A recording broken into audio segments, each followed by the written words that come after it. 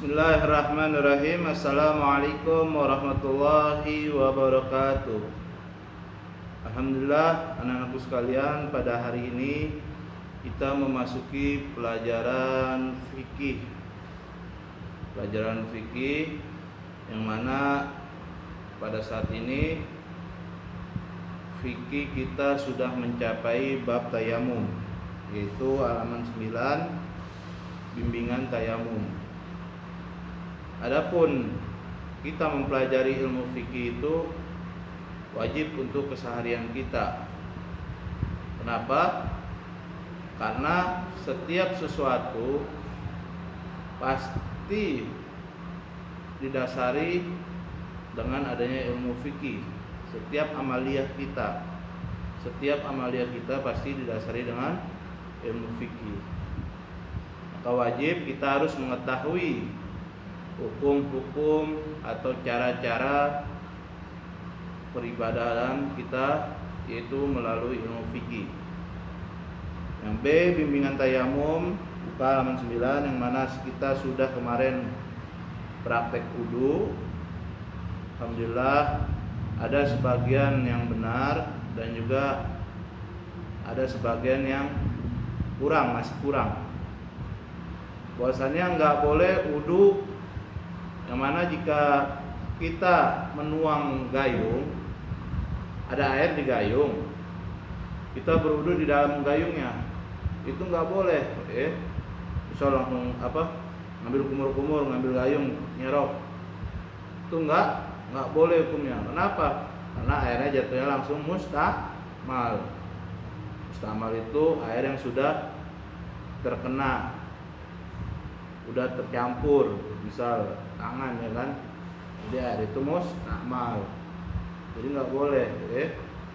Dan air itu, kenapa air mustamal? Kan kita air yang dengan kita dari keran kita langsung begini kan udah kena tangan, tapi ini di gayung nggak boleh, kan udah kena tangan juga sama. Karena di gayung nggak sampai 2 kula. 2 kula itu ukurannya 2 jengkal. Kalau di kolam atau di ember itu 2 jengkal. Jadi bahwasannya jika air udah mustamal nggak bisa dipakai untuk berwudu. Apa yang sudah dibahas kemarin, apa aja air yang mustamal? Air mustamal adalah air yang sudah terkena dari kita, misal lagi mandi, nyiprat ke bak sabun, udah berubah warnanya, itu air mustamal. Yang B, bimbingan tayamum. Tayamum ini jika kita tidak menemukan air. Kenapa sih kita harus tayamum? Tayamum ini adalah pengganti dari air. Jika kita kehabisan air, maka tayamum. Oh, di Jakarta nggak ada kata kehabisan air, ya kan? Kalau di Jakarta nggak ada kata kehabisan air, berarti tayamumnya ini digunakan untuk apa? Terkadang ada suatu penyakit yang nggak bisa terkena air. Ada suatu penyakit yang nggak bisa terkena air, makanya diganti dengan yang namanya tayamum. Gimana caranya? Kalau misal cantengan di jempol kaki, cantengan, terus dicabut kukunya oleh dokter, nah yang mana itu pasti dokter menyarankan tidak boleh terkena air. Gimana caranya? Nah, jika berwudu, maka hendaknya dia berwudu terlebih dahulu, dibungkus dengan plastik kakinya, ya kan? Dia berwudu terlebih dahulu, menyempurnakan dari muka, muka dulu, terus sama seperti biasa. Nah, ketika hendak membasuh kaki, itu dia tayamum.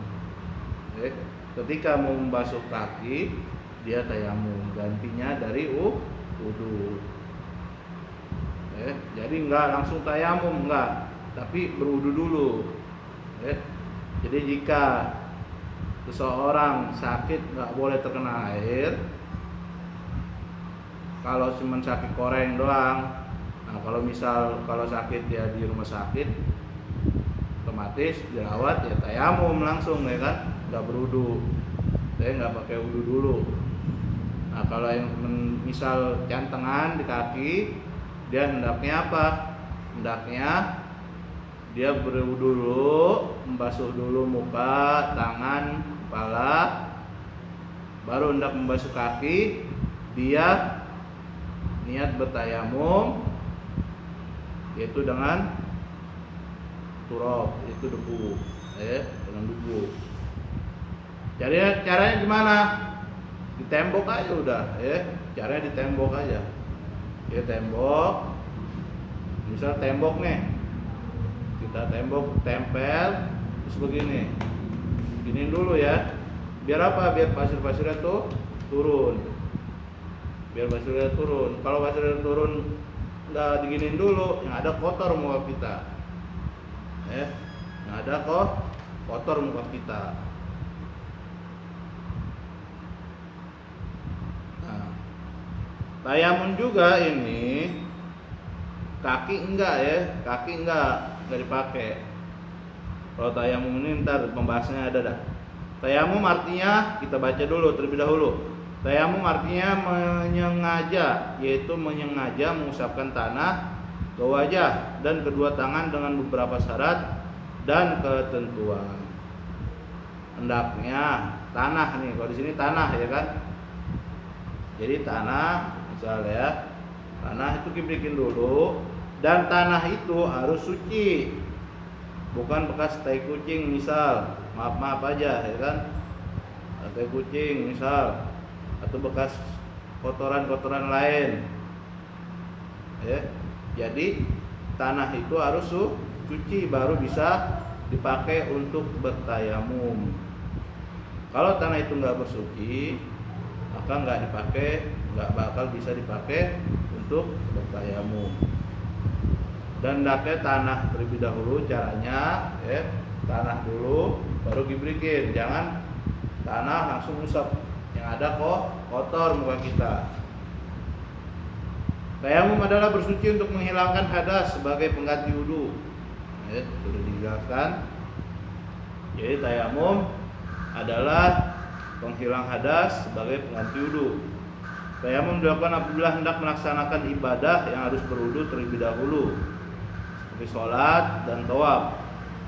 Benda-benda yang boleh dijadikan alat tayamum adalah tanah suci yang ada debunya, atau dengan debu yang menempel pada benda-benda yang bersih, atau dengan debu yang menempel pada benda-benda yang bersih, misal tembok atau lemari kotor ya kan, ada debunya tuh. Nah gitu ya, tempel tangan, dibikin dulu.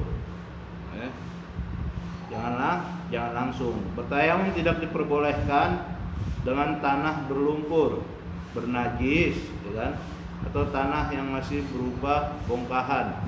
Selain itu pasir halus dan pecahan batu halus juga boleh dijadikan alat melakukan tayamum. Jadi bertayamum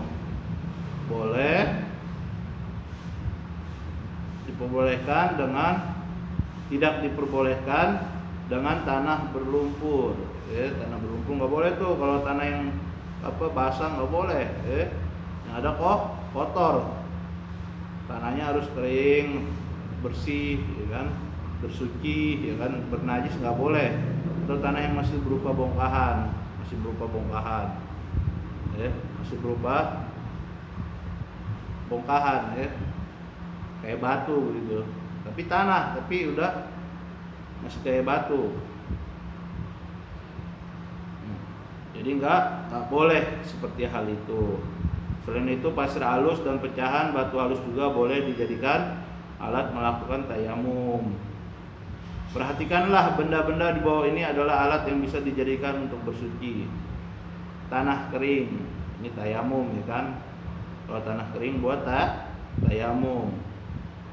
air sungai, daun kering,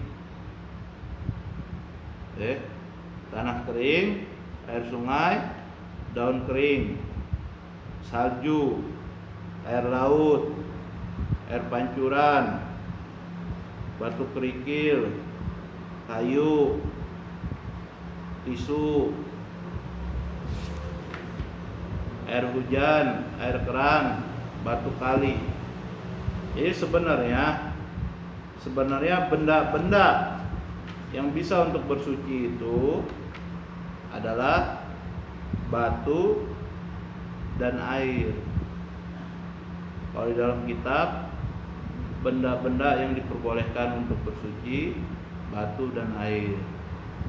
Ada 3 juga, sama debu. Batu, air, debu. Nggak ada tisu. Nggak tahu di sini gimana. Jadi kalau di dalam kitab ada 3 benda-benda yang bisa untuk bersuci: batu, air, debu. Batu, air, debu. Air apa aja, ya kan? Yang 7 itu air sungai, air laut, air salju, sumur. Nah, yang 7 untuk mensucikan itu yang air.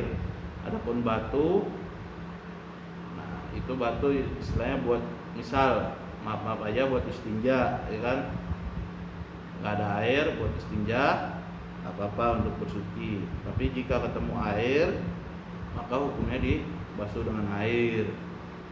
Yang penting batu dan debu atau tisu nggak apa-apa di sini, ya kan? Kalau di hotel-hotel atau pesawat biasanya itu dengan tisu nggak apa-apa. Nah itu boleh untuk bersuci, tapi itu buat pengganti air aja kalau nggak ada air. Nah jika menemukan air, maka bersucinya dengan air. Mau dia pakai batu, mau dia pakai debu, mau dia pakai kayu, yang penting jangan benda terhormat, nggak boleh hukumnya. Kita bersuci, kita menghilangkan hadas pakai benda terhormat, itu hukumnya nggak boleh. Misal kayak di sini daun-daunan benda terhormat, daun-daunan benda terhormat, bisa dibuat sayur, daun apa, daun ini buat obat, sebenarnya nggak boleh hukumnya. Atau roti dibuat pakai buat roti, basuh, menghilangkan hadas, bersuci memakai roti atau memakai barang-barang yang terhormat, hukumnya nggak boleh. Nah, adapun yang benda-benda yang boleh untuk bersuci bertiga: debu, air, dan batu. Adapun debu dan air ini jika tidak menemukan air. Debu dan batu jika tidak menemukan air, maka hukumnya nggak apa-apa pakai debu atau batu. Tapi ketika itu jika ketemu air, maka hendaknya membasuhnya dengan air, mengganti dengan air.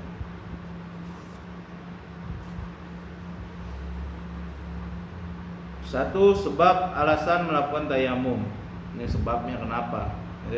Adapun sebab-sebab mengerjakan tayamum ada 3 hal.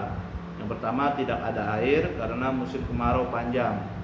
Walaupun ada, jumlahnya sedikit dan hanya cukup untuk minum, itu nggak apa-apa tayamum. Yang kedua, karena sakit yang oleh dokter disarankan tidak diperbolehkan terkena air, yang tadi sudah dijelaskan, ya kan? Yang ketiga, dalam perjalanan jauh dengan menggunakan kendaraan umum seperti kereta api, pesawat terbang, bus umum, dan sebagainya. Tayamum dalam kendaraan umum dengan debu yang menempel pada dinding atau kaca kendaraan tersebut. Jadi ini sebab-sebabnya diperbolehkannya tayamum. Yang kedua, syarat sahnya tayamum. Syarat tak sahnya tayamum, yang pertama, diniatkan untuk tayamum. Nawaitu tayamum istibahati sholat fardhon lillahi ta'ala. Diniatkan untuk tayamum dilakukan setelah masuk waktu salat, dilakukan setelah masuk waktu sholat. Jadi niat tayamum, ya, syarat sahnya tayamum kita niat untuk bertayamum untuk mengganti apa kesunahannya sholat, yaitu untuk mengganti diperbolehkannya sholat fardhon wajib karena Allah Ta'ala. Nah, adapun yang kedua dilakukan setelah masuk waktu sholat. Nah, jika adzan sudah berkumandang, sholat itu sudah berkumandang, ya kan? Adzan itu sudah berkumandang pada masuk waktunya, kan, tapi tidak menemukan air ataupun lagi sakit, maka hendaknya memperbolehkan bertayamum atau mau tawaf, ya. Mau tawaf kan diwajibkan berwudu.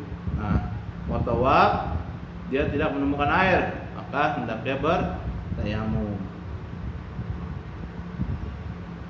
Yang ketiga, bertayamum pada tiap waktu sholat fardu.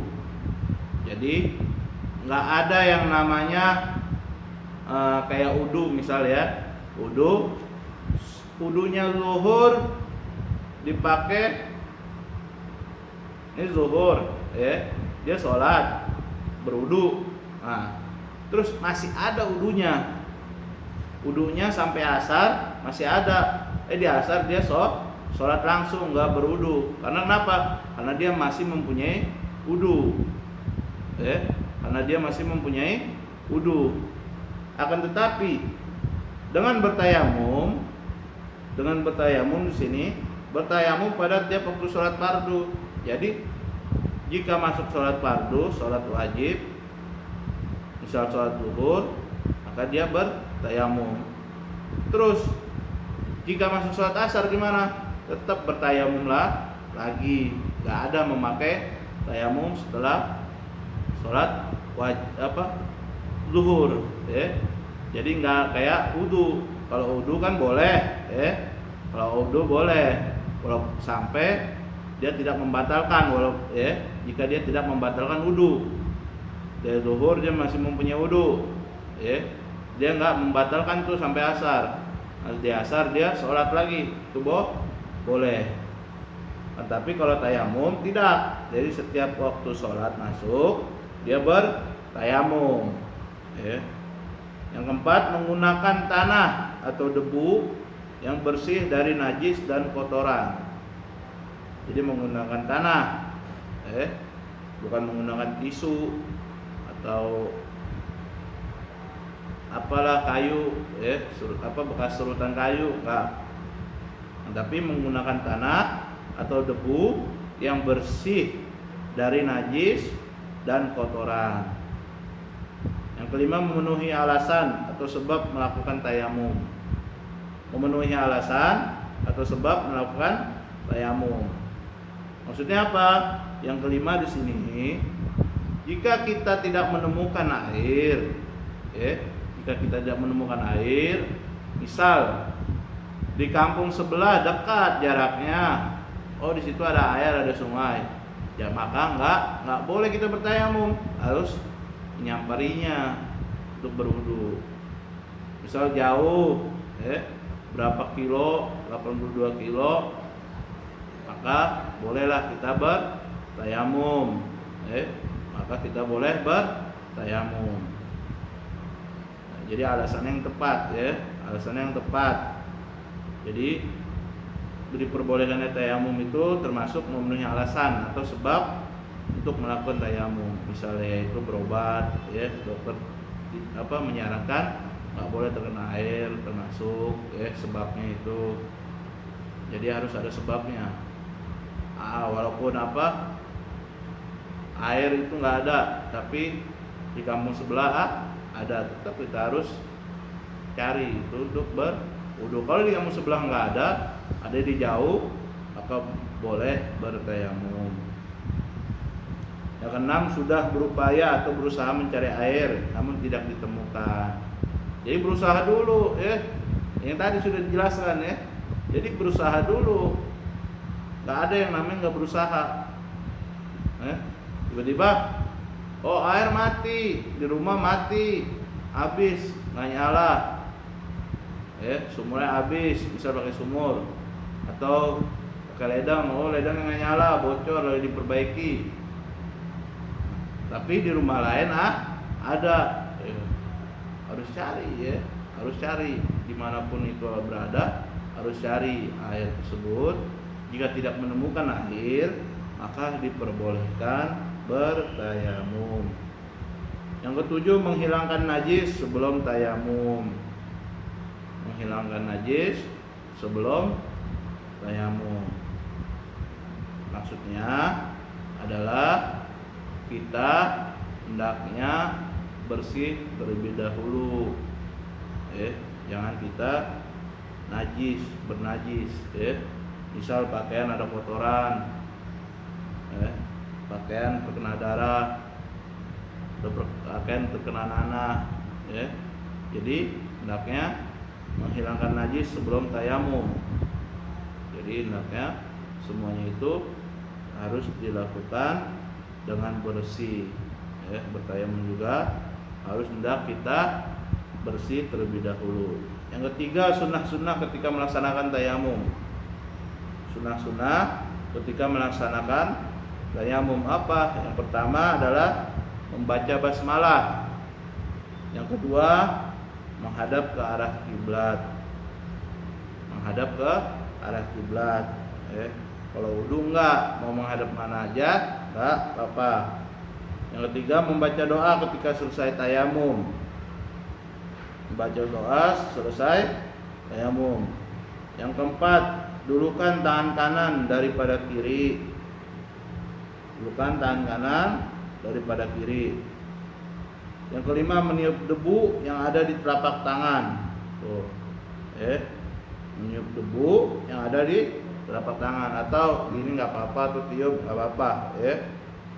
Jadi jangan yang ada kita ngambil debu, ini tangan kotor langsung ngusap ke muka. Yang ada adalah kalau nggak tiup, kalau nggak giniin nggak apa-apa, sampai hilangnya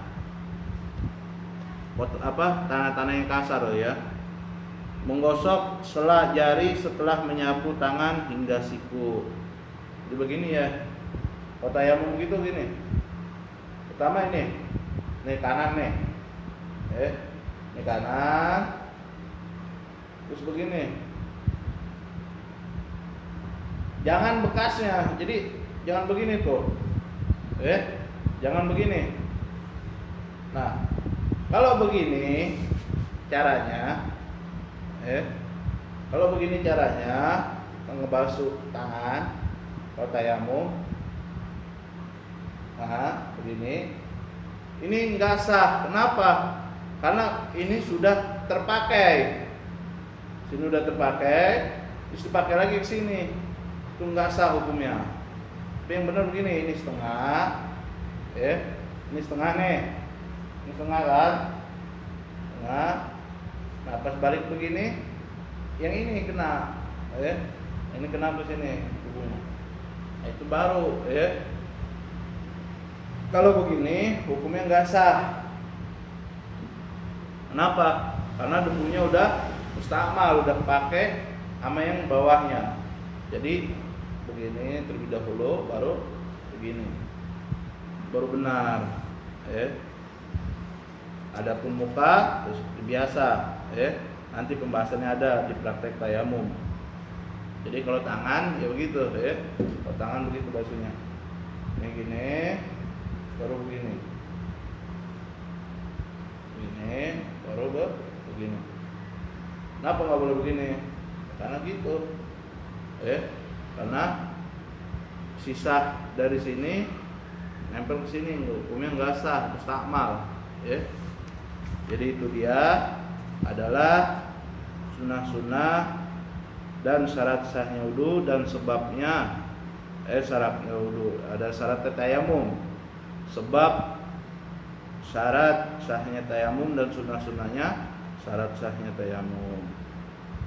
Jadi cukup sekian dari Al-Fakir, dari saya cukup sekian. Nanti lanjut lagi rukun tayamum dan praktek tayamum. Kita lanjut nanti rukun tayamum dan praktek tayamum dan hal-hal yang membatalkan tayamum. Jadi itu saja dari saya. Apabila ada kekurangan mohon dimaafkan. Wassalamualaikum warahmatullahi wabarakatuh.